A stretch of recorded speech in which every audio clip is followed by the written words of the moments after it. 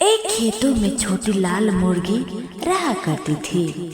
वो बहुत मेहनती थी। उसके घर के पास ही एक कुत्ता, एक बिल्ली और एक बतख रहते थे। ये तीनों आलसी थी। इसके बाद भी चारों में अलसी दोस्ती थी। कई बार कुत्ते, बिल्ली और बतख छोटी लाल मुर्गी का फायदा उठाते थे। वो मेहनत करके अपना भोजन तैयार करती और ये तीनों खाने पहुंच जाते। मुर्गी भी दोस्ती के कारण इन्हें कुछ नहीं कहती थी। एक दिन की बात है, छोटी लाल मुर्गी खेतों में घूम रही थी कि उसे मिट्टी में पड़े गेहूं के बीज दिखाई पड़े, जिस देखकर वो सोचने लगी क्यों न मैं इन बीजों को खेतों में बो दूं।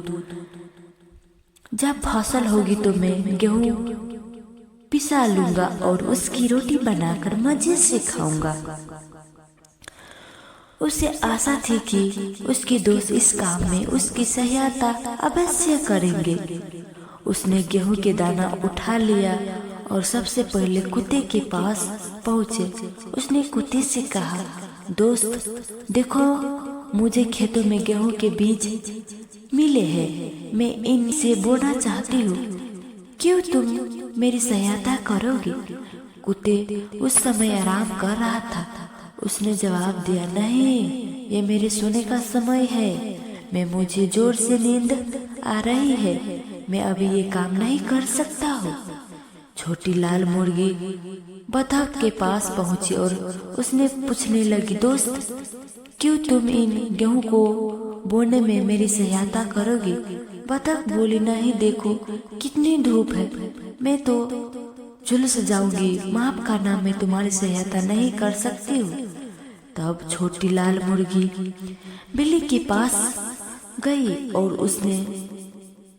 उसे भी गेहूं के बीज दिखाकर पूछा, दोस्त कुत्ता और बतख तो मेरी सहायता नहीं कर रहे, क्यों तुम मेरी सहायता करोगी? इस समय तो मैं पड़ोस के घरों में दूध पीने जा रहा हूँ, इसीलिए अभी तो मैं तुम्हारी सहायता कर ही नहीं सकती हूँ। दूध नहीं मिला तो मैं भूखी रह जाऊंगा। दुखी होकर छोटी लाल मुर्गी, कोई बात नहीं, मैं खुद ही जाकर खेतों में इन बीजों को बो देती हूँ। वो खेतों में गई और कड़ी धूप में दिन भर मेहनत कर शाम तक उसने सारे बीज बो दिए।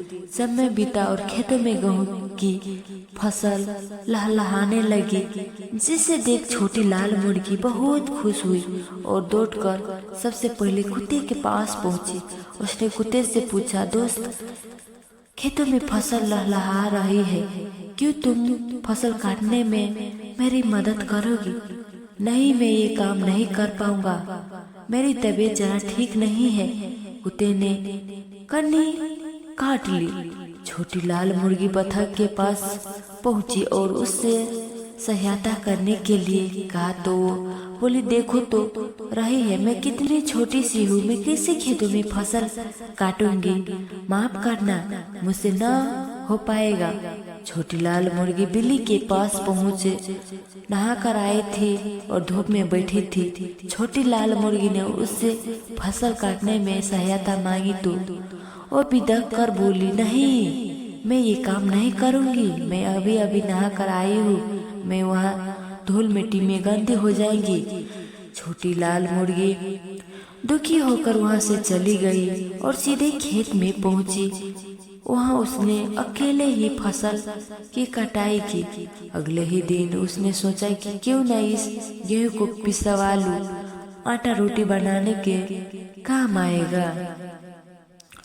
वो फिर कुत्ते के पास पहुंची और कहने लगी, दोस्त चलो ना मेरे साथ आटा चक्की तक, मुझे इन गेहूं को पिसवाना है।